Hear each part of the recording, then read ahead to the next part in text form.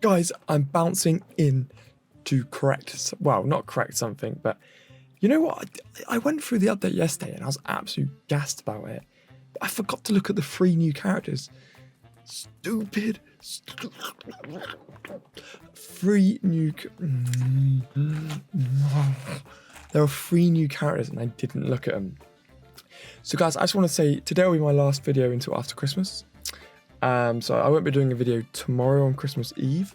So guys, I want to thank you all for a fantastic year. It's been a absolutely amazing year for the channel, for me, and I hope that all of you out there have also had a fantastic year and will continue to have a brilliant next year. I don't know what I'm talking about. Anyway, you guys are all the best. So I wanted to review the characters today. So there's 3 new characters, and I wanted to do this because I had a lot of people saying that Mumen Rider is god tier. Now, as I review these characters, I like to try and not look, I will look at their breakthrough, but I like to try and review them in the sort of sense that I'm not looking at their breakthrough, because characters' breakthroughs annoy me in this game because they're extremely pay to win. Especially if it's already hard enough to lock a character. I don't know how you're meant to do it. Anyway, I'm going on now. So, I want to start with Mumen Rider, just because he's just ridiculous. He looks ridiculous, and I've had a lot of people, especially in the last video, telling me to not work on Child Emperor and to focus quite heavily on Mumen. So I'm probably going to buy the Hero Pass, treat myself for a good year, guys, and get him up to Mythic, just so I look better than everyone else. So let's take him up. So of course, now when they show you him, they have him maxed out on the blue stars as well. But you do get this cool little Christmas badge here, which is obviously saying the Ice Festival. So let's jump in and take a look. Prosthetically, a new big word for you guys there. He looks awesome. He looks silly. Big 2022 helmet, fire, and he's kind of like, he's a little bit like the new Genos. So I think he's awesome. So let's look at his normal skill. So this is just his bog standard attack. Attacks the confronting enemy's column, so it does the whole column, which is quite cool.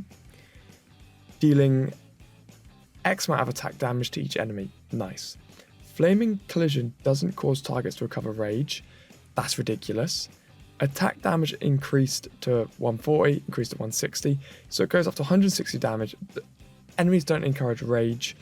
And then we get additional increased damage received by the target by 2% last 2 rounds. That's ridiculous.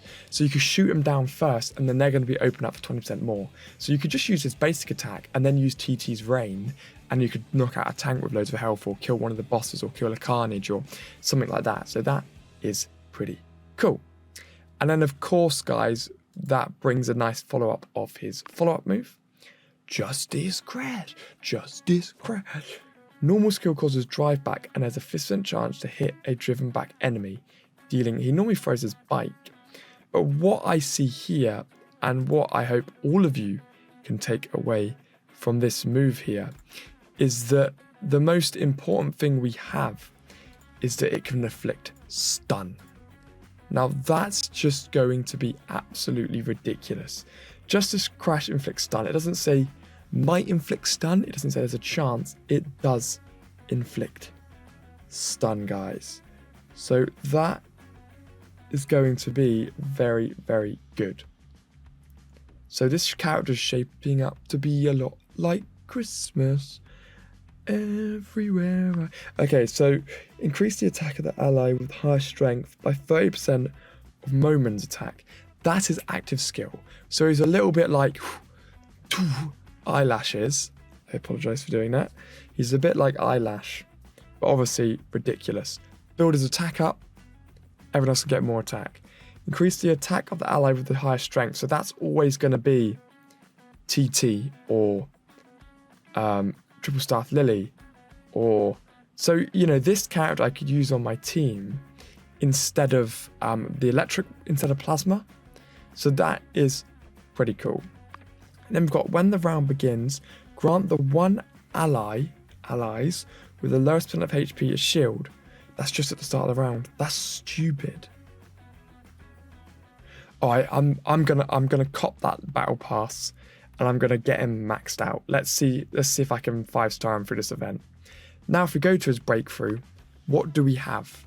All of you people might be asking. Targets of Justice extension. Targets of Justice extension also grants targets 40% damage reduction and 20. Wait, what? What skill was that? Ooh, okay. So that just means even on his first breakthrough, guys. So really, it would be nice to break him through once and then leave it, because you're gonna get that. You're gonna get a 40% reduction and 20 rage, and everything else can just. I don't care about anything else, to be honest with you. Oh, you're joking. You have to get it to +7 before you get the rage. Okay, well, I'm not even going to bother with that breakthrough then.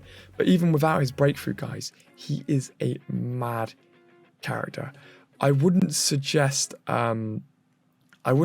working on his breakthrough. But you know, I guess if you can afford it, crack on. But yeah, that's quite ridiculous. But he's a good character. Obviously, he's got the same spirit rules as everyone else, guys, where you can pick whatever. Cool. So he's going to be very, very, very difficult to beat, I have to add. I don't think we're going to see much being able to top him. So we've got 2 more complete type characters, which is a bit lazy having 2 complete type characters in an event. But there we go. So who do we have?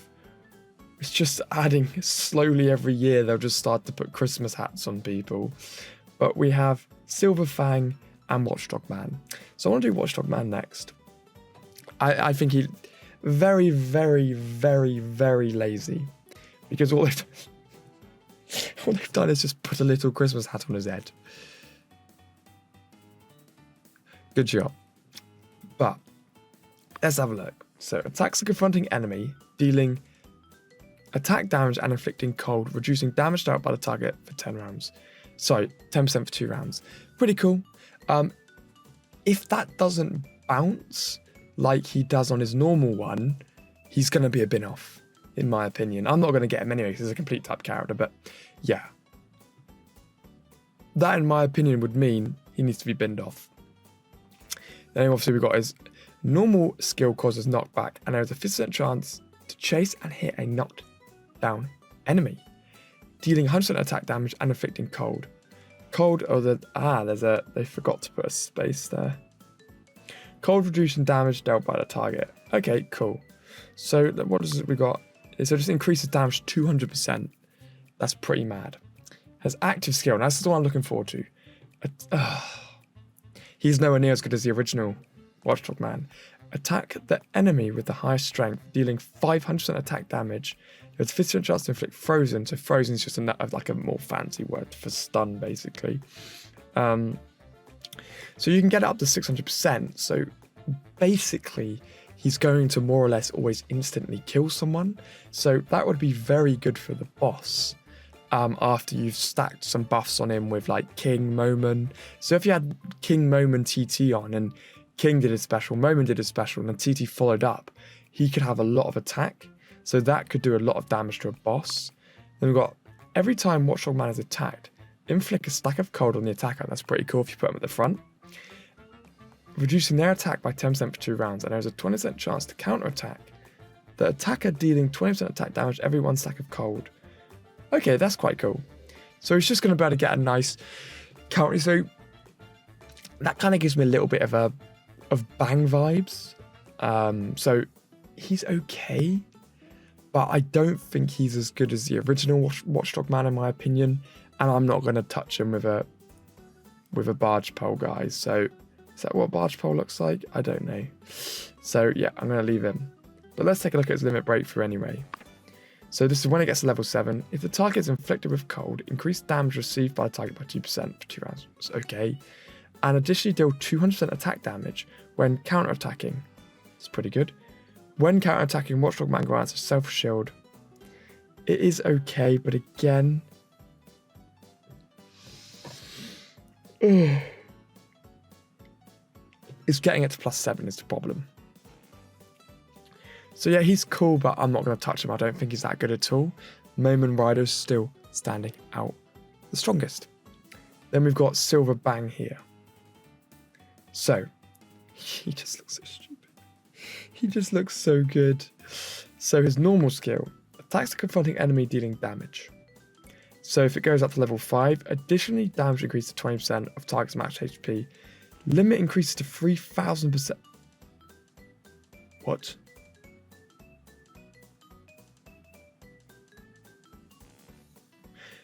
What?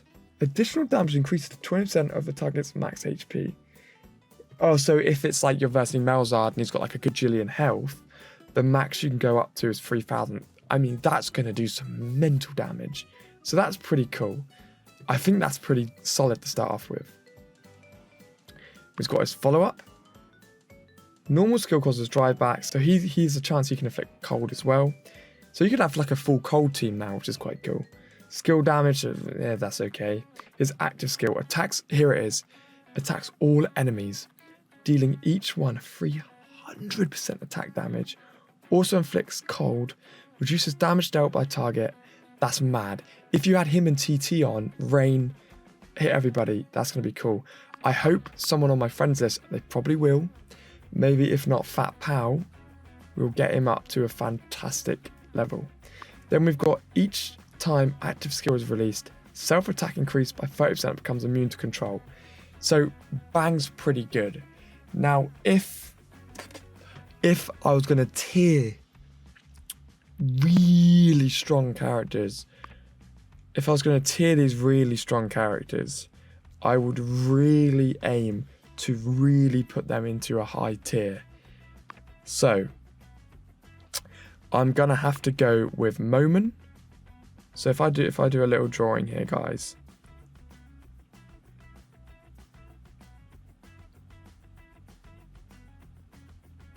Okay, so